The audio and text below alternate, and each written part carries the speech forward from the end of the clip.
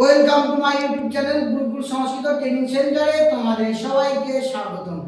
আজ একটি গুরুত্বপূর্ণ বিষয় নিয়ে উপস্থিত হয়েছি। যারা রবীন্দ্রভারতী ইউনিভার্সিটি ডিস্টেন্স থেকে এমএ করছো সেকেন্ড সেমিস্টারে, যারা এবছর অর্থাৎ তাদের যে পরীক্ষা আছে সামনে, তাদের যে একটা পেপার আছে 2.5, এই যে পেপারের আজকের 100% কমন সাজেশন নিয়ে উপস্থিত হয়েছি। অনেকে আমাকে মেসেজ করেছে, তার জন্য তাদের জন্য এই ভিডিওটা। তাদের সামনে পরীক্ষা, এই বেশি দিন আর সময় নেই, তারা অবশ্যই করে আমার সাথে থাকবো। আর কোনো কিছু যদি আরো জানার থাকে তোমরা অবশ্যই করে কমেন্ট করে জানবে।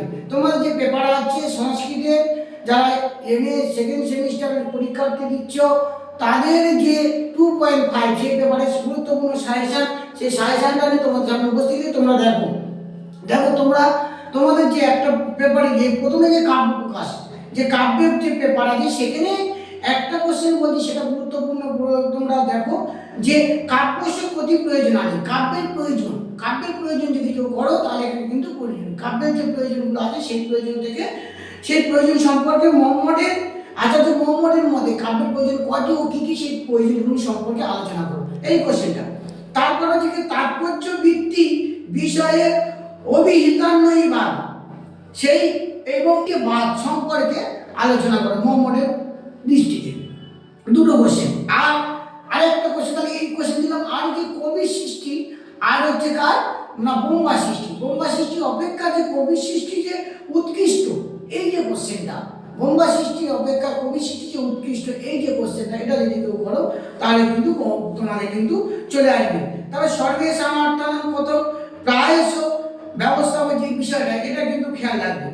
আর কি না কাব্য প্রকাশ এই মঙ্গলাচরণ, এই মঙ্গলাচরণের যে প্রতিপাদ্য বিষয়, কারণ কাব্যের যে মঙ্গলাচরণে কিন্তু যে বিষয়টা রয়েছে, নিয়তকৃত নিয়ম রহিত আহ্লাদ কমনীয় যে আছে বিষয়টা, সেটা কিন্তু করে যাবে। তাহলে কি কি আমি দিলাম না, কাব্যের প্রয়োজন দিলাম, মঙ্গলাচরণ দিলাম, আর এই মঙ্গলাচরণের মধ্যে রয়েছে কবির সৃষ্টি আর ব্রহ্মার সৃষ্টি, বা এখানে মঙ্গলাচরণের যে পরমাত্মার যে স্তুতি করা হয়েছে, কি কি বিশেষণে ভূষিত করেছে, যে কোশ্চেনগুলো করো।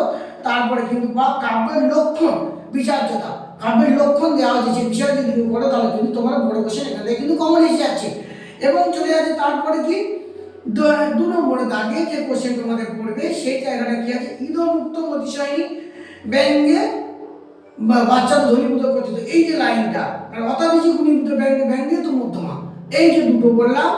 আর বলে যাচ্ছে কি সর্বেশাং প্রায়শ অর্থানাং, এই যে লাইনটা আছে, এই যদি কোশ্চেনগুলো কেউ করো তাহলে কিন্তু এখান থেকে তোমরা 2 নম্বর দাগে কিন্তু কমন হিসাবে। তাহলে কি দিলাম, ইদমুক্ত অতিশয়ী ধনীভূত কথিত, মানে ধনী কাব্য বা উত্তম কাব্য এটা। আর হচ্ছে অতাবিজি গুণীভূত ব্যঙ্গে, ব্যঙ্গে তো মধ্যমা, এটা করছো। আর বলে যাচ্ছে সর্বেশাং প্রায়শ অর্থানাং, এটা করছো। তাহলে এই জায়গাটা যদি কেউ করো তাহলে কিন্তু এখান থেকে তোমরা কিন্তু কমন পেয়ে যাচ্ছ। এবং হচ্ছে তারপর 3 নম্বর দাগে শর্ট কোশ্চেনগুলো তো তোমরা কিন্তু বড় কোশ্চেনের সাথে কমন পেয়ে যাচ্ছ। এবার 4 নম্বর দাগে কি আছে, অলঙ্কার, উৎপ্রেক্ষা অলঙ্কার করবে, কাব্যলিঙ্গ করবে, বক্রোক্তি করবে, উপমা করবে, রূপক করবে, অনুপ্রাস করবে, বিশেষোক্তি করবে, সমাসোক্তি করবে।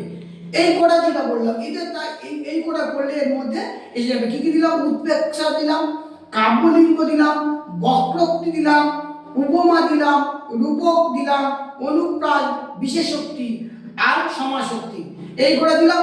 আর 5 নম্বর দাগে দুজনের মধ্যে পার্থক্য তুলনামূলক পড়বে কি দৃষ্টান্ত নিদর্শনা আর সসন্দেহ আর উৎপ্রেক্ষা, এই করে যদি তোমরা কেউ করো তাহলে তোমাদের মোটামুটি এই পেপারটা তোমাদের কিন্তু কভার হয়ে যাবে। আর শর্ট কোশ্চেনগুলো বললাম না, শর্ট কোশ্চেন তোমরা জানো, তোমরা ডিটেলসটা পড়তে হবে। তো এইগুলোর মধ্যে থেকে অনেকটা শর্ট কোশ্চেন তোমাদের এসে যাবে। আশা করি তোমরা ভালো থাকবে। আর কোনো কিছু জানা থাকলে কমেন্ট করে জানাবে। আর যারা এখন আমার চ্যানেল নতুন, তারা অবশ্যই চ্যানেল সাবস্ক্রাইব করবে, ভালো লাইক করে, কোনো জানা থাকলে কমেন্ট করে জানাবে।